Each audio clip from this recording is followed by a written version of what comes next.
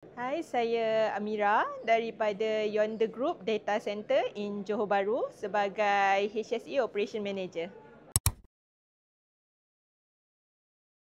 Okay, so yang saya rasa yang memang impactful yang saya nampak dekat event ni adalah application of AI. So instead of kita ni cuma bercakap tentang teori, tapi yang ni kita dah nampak application dalam industri.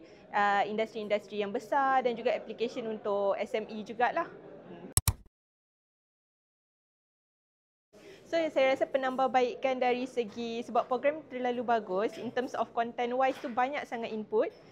Untuk saya rasa terlalu singkat untuk program kali ni. Mungkin lepas ni untuk satu session tu kita bagi duration masa yang lama sikit.